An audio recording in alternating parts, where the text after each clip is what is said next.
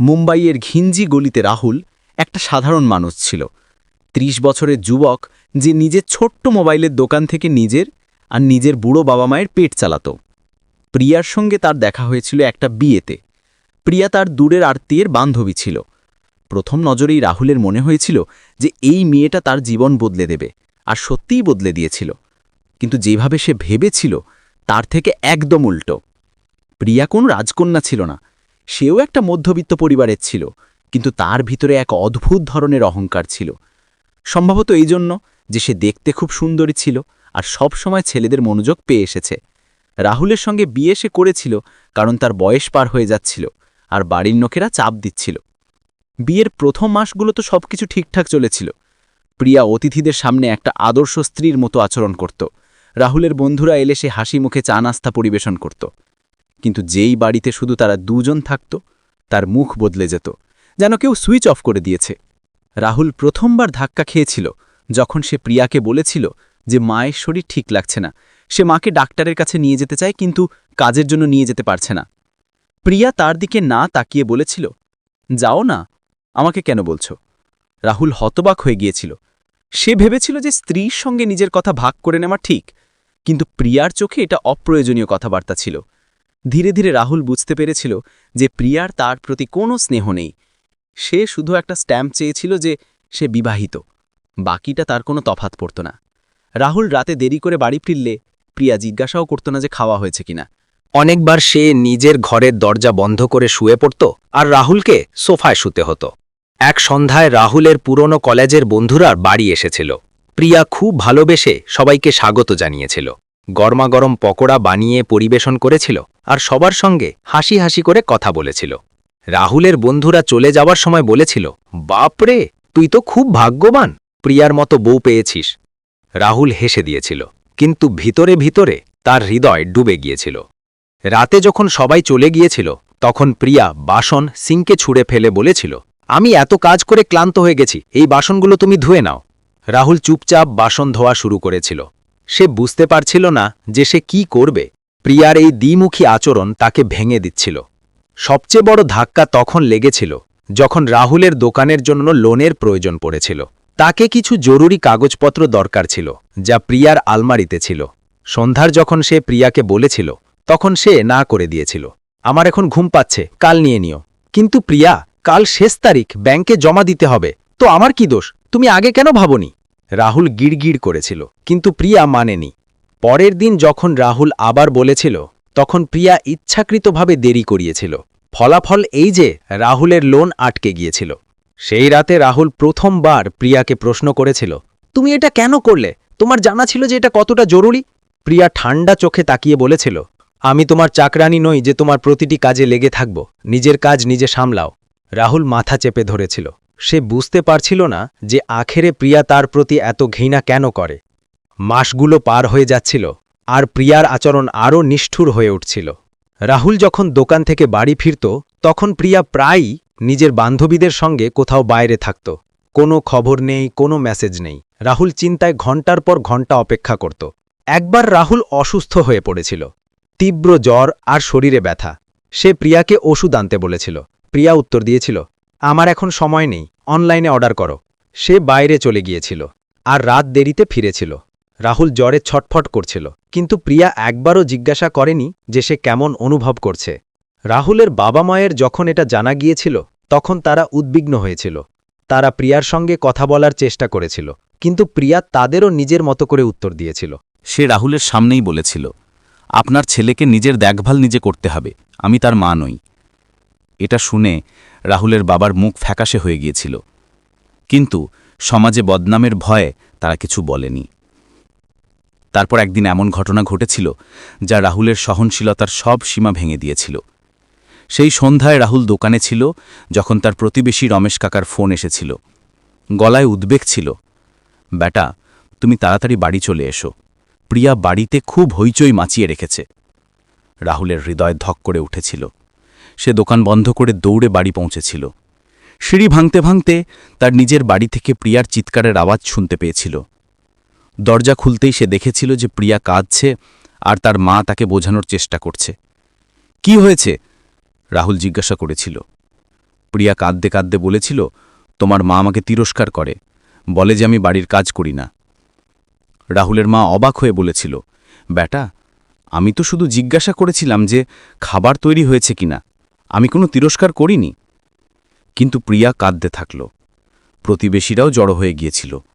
সবার সামনে রাহুলের মা অপরাধী লাগছিল। রাহুল বুঝে গিয়েছিল যে এটা প্রিয়ার আরেকটা নাটক, কিন্তু সে কিছু বলতে পারেনি।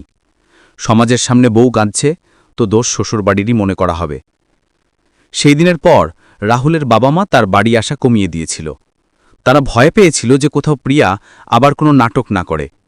রাহুলের বাবা তাকে বলেছিল, বেটা, আমরা আর আসব না, তোমার বাড়ি শুভ তোমার। রাহুলের গলা ভারী হয়ে এসেছিল। প্রিয়া তাকে তার বাবা মার থেকেও দূর করে দিয়েছিল। এর কয়েক সপ্তাহ পর রাহুলের চাচাতো ভাইয়ের বিয়ে ছিল। পুরো পরিবার একত্রিত হওয়ার কথা ছিল। রাহুল প্রিয়াকে বলেছিল বিয়েতে যেতে হবে, সবাই মিলবে। প্রিয়া মুখ ভার করে বলেছিল, আমি যাব না তোমার বিরক্তিকর আত্মীয়দের মাঝে। কিন্তু প্রিয়া, এটা আমার ভাইয়ের বিয়ে, লোকে কি বলবে? যদি তুমি না আসো তো না যেও, আমার কোনো তফাৎ পড়ে না। রাহুল একাই বিয়েতে গিয়েছিল। আত্মীয়রা জিজ্ঞাসা করলে সে বাহানা করেছিল যে প্রিয়ার শরীর ঠিক নেই। কিন্তু তার কোনো আত্মীয় পরে ফোনে জানিয়েছিল যে প্রিয়াকে মলে ঘুরতে দেখা গিয়েছে। সেই দিন রাহুলের জন্য আরও লজ্জাজনক ছিল। এক রাতে রাহুল দেরি করে বাড়ি ফিরেছিল। দোকানে কিছু কাজ আটকে গিয়েছিল। প্রিয়া আগে থেকেই বাড়িতে ছিল। রাহুল দেখেছিল যে খাবারের কোনো প্রস্তুতি নেই। প্রিয়া, খাবার বোখা নেই আমার, তোমার হলে বানিয়ে নাও। রাহুল ক্লান্ত ছিল, কিন্তু সে চুপচাপ রান্নাঘরে গিয়ে নিজের জন্য খাবার বানানো শুরু করেছিল। তখনই তার প্রিয়ার হাসি শোনা গিয়েছিল। সে নিজের ফোনে কারোর সঙ্গে ভিডিও কলে কথা বলছিল। রাহুল মনোযোগ দিয়ে শুনলে বুঝতে পেরেছিল যে সে নিজের বান্ধবীকে বলছে, আরে হ্যাঁ ইয়ার, মজা আসছে, বাড়িতে কেউ বকাঝকা করার নেই, রাহুল তো শুধু কাজে লেগে থাকে, আমার পুরো স্বাধীনতা আছে। রাহুলের রক্ত ফুটে উঠেছিল। সে রান্নাঘরে দাঁড়িয়ে দাঁড়িয়ে মুষ্টি মেধেছিল, কিন্তু তারপর সে নিজেকে সামলে নিয়েছিল। সে ভেবেছিল যে সময়ের সঙ্গে সব ঠিক হয়ে যাবে, কিন্তু সময়ের সঙ্গে পরিস্থিতি আরও খারাপ হয়ে গিয়েছিল। প্রিয়া এখন খোলাকুলিভাবে রাহুলের মজা ওড়াত।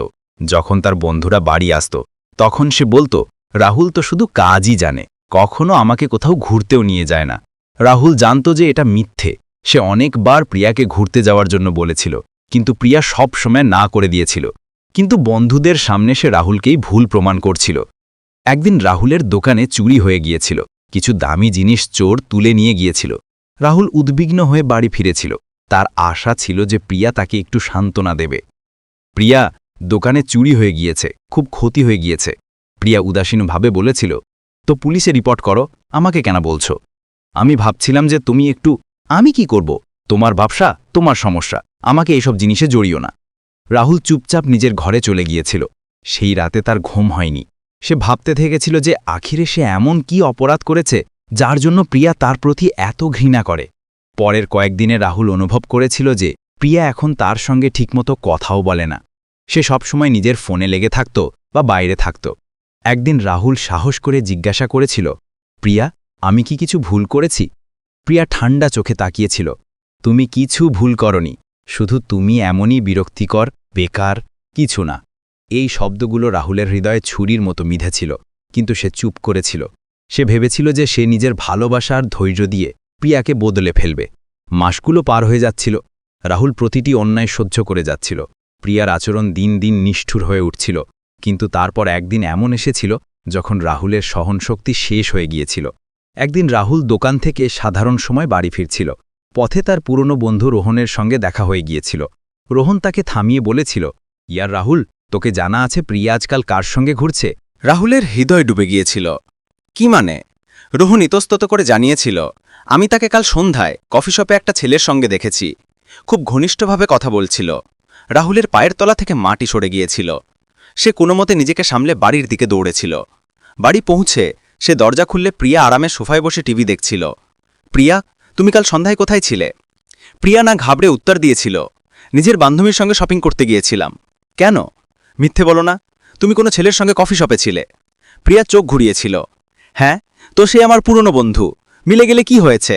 তোমার কি সমস্যা? রাহুলের রাগ ফেটে পড়েছিল। সমস্যা এটা যে তুমি আমাকে বলনি, বিবাহিতা মহিলা তুমি। প্রিয়া উঠে দাঁড়িয়েছিল। তো কি করব? তোমার থেকে অনুমতি নেব প্রতিটি কথার জন্য। আমি তোমার গোলাম নই। আর যাই হোক, তুমি কখনো জিজ্ঞাসা করেছো যে আমি কি করি, কোথায় যাই? তোমার তো শুধু নিজের দোকানের সঙ্গে মতলব। এটা ভুল প্রিয়া। আমি তোমার জন্য সবকিছু সহ্য করেছি। আমার বাবা মায়ের অপমান সহ্য করেছি, সমাজের লজ্জা সহ্য করেছি, কিন্তু এখন অনেক হয়ে গেছে। প্রিয়া কর্কশ গলায় বলেছিল, তো কি করবে? বাড়ি থেকে বের করে দেবে? তালাক দেবে? দাও, আমার কোনো তফাৎ পড়ে না। আমি যাই হোক এই বিরক্তিকর জীবন থেকে ক্লান্ত হয়ে গেছি। রাহুল হতবাক হয়ে গিয়েছিল। তার বিশ্বাস হচ্ছিল না যে প্রিয়া এত নির্লজ্জভাবে এসব বলছে। পরের কয়েকদিন রাহুল আর প্রিয়ার মধ্যে একদম কথাবার্তা হয়নি। রাহুল নিজের বাবা মাকে ডেকে সব কথা জানিয়েছিল। তার মা কেঁদে ফেলেছিল, বেটা, আমাদের তো আগে থেকেই সন্দেহ ছিল, কিন্তু আমরা কি বলবো? তুমি তো তাকে বাঁচাতে লেগেছিলে। রাহুলের বাবা বলেছিল, বেটা, এখন সিদ্ধান্ত তোমাকে নিতে হবে, কিন্তু মনে রেখো, কিছু সম্পর্ক বাঁচানো যায় না, কখনো কখনো ছেড়ে দেওয়াই ঠিক। সেই রাতে রাহুল ঘুমোতে পারেনি। সে নিজের পুরো বিবাহিত জীবন নিয়ে ভেবেছিল। সে কিনা করেছে প্রিয়ার জন্য। প্রতিটি অপমান চুপচাপ গিলেছে, প্রতিটি অন্যায় সহ্য করেছে, আর বদলে তাকে কি মিলেছে? শুধু ঘৃণা আর তিরস্কার। পরের সকালে যখন রাহুল দোকান যাওয়ার প্রস্তুতি নিচ্ছিল, তখনই প্রিয়ার ফোন বেজেছিল। ফোন টেবিলে রাখা ছিল, আর স্ক্রিনে একটা নাম জ্বলছিল, অর্জুন। রাহুল ফোন তুলেছিল। অন্য পাশ থেকে একটা ছেলের গলা এসেছিল, আরে প্রিয়া, বেবি, কখন মেলবে? রাহুলের রক্ত ফুটে উঠেছিল।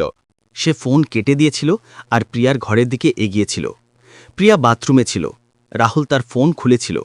পাসওয়ার্ড তার জানা ছিল, কারণ একবার প্রিয়া নিজেই বলেছিল। সে মেসেজ দেখলে তার মাথা ঘুরে গিয়েছিল। প্রিয়া আর অর্জুনের মধ্যে মাসগুলো ধরে চ্যাট চলছিল, এমন কথা যা একটা বিবাহিত মহিলার করা উচিত নয়। কিছু ছবিও ছিল যা অত্যন্ত আপত্তিকর। প্রিয়া বাথরুম থেকে বেরিয়ে এসে রাহুলকে নিজের ফোন হাতে দেখে চিৎকার করেছিল, আমার ফোন কেন দেখছো? এটা আমার প্রাইভেসি। রাহুল শান্ত গলায় জিজ্ঞাসা করেছিল, অর্জুন কে? প্রিয়ার মুখ ফ্যাকাশে হয়ে গিয়েছিল, কিন্তু তারপর সে নির্লজ্জভাবে বলেছিল, সে আমার বন্ধু। তোমার কি বন্ধু? রাহুল ফোন তার দিকে বাড়িয়েছিল, এটা বন্ধুত্ব? প্রিয়া ঝপাট মেরে ফোন ছিনিয়ে নিয়েছিল। হ্যাঁ, বন্ধুত্ব। আর যদি কিছু বেশিও হয় তো তোমার কি? তুমি কখনো আমাকে খুশি রাখার চেষ্টা করেছ? সবসময় নিজের কাজে লেগেছিলে। আমাকে সময় দেওয়ার ফুরসত ছিল না তোমার। রাহুল হেসে উঠেছিল, একটা তিক্ত বেদনাদায়ক হাসি। তো এটা আমার দোষ? আমি কাজ করতাম যাতে বাড়ি চলতে পারে, তোমার কোনো কষ্ট না হয়, আর তুমি আমার সঙ্গে এটা করলে? প্রিয়া কাঁধ ঝাঁকিয়েছিল। যাই হোক, এখন আমি এই সম্পর্কে থাকতে চাই না। আমি অর্জুনের সঙ্গে খুশি। সেই মানুষ যে বছরের পর বছর সবকিছু সহ্য করে এসেছে, যে সম্পর্ক বাঁচানোর জন্য নিজের সম্মান পর্যন্ত হারিয়েছে, সে আখেরে ভেঙে গিয়েছিল। রাহুল প্রিয়ার দিকে তাকিয়েছিল। সে ধীরে বলেছিল, ঠিক আছে প্রিয়া, তোমার ইচ্ছা, কিন্তু মনে রেখো, যেদিন অর্জুন তোমাকে ছেড়ে দেবে সেদিন আমার দরজা বন্ধ পাবে। প্রিয়া মুখ বাঁকিয়েছিল, আমার তোমার দরজার দরকার নেই। রাহুল ঘুরে বাড়ি থেকে বেরিয়ে গিয়েছিল। সে নিজের আইনজীবী বন্ধুকে ফোন করেছিল, বিকাশ, আমার তালাক নিয়ে কথা বলতে হবে।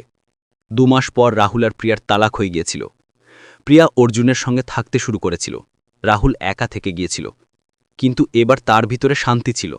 সে বছরের পর বছর যে বিষ পান করে এসেছে, আখেরে তা থেকে মুক্ত হয়েছিল। যখন সম্পর্ক বোঝা হয়ে যায়, তখন তা থেকে দূরে সরে যাওয়াই উচিত। আজকাল এমন ঘটনা বাড়ছে, স্বামী স্ত্রীর সম্পর্ক আবেগীয় কম, প্রদর্শনীয় বেশি হয়ে যাচ্ছে। আশা করি আপনাদের রাহুল ভাইয়ের সিদ্ধান্ত সঠিক লেগেছে। আপনি কি বলতে চান কমেন্ট করে জানান, ভিডিও লাইক শেয়ার করুন, আর আমাদের চ্যানেল রুমাইসা ভয়ে সাবস্ক্রাইব করতে ভুলবেন না।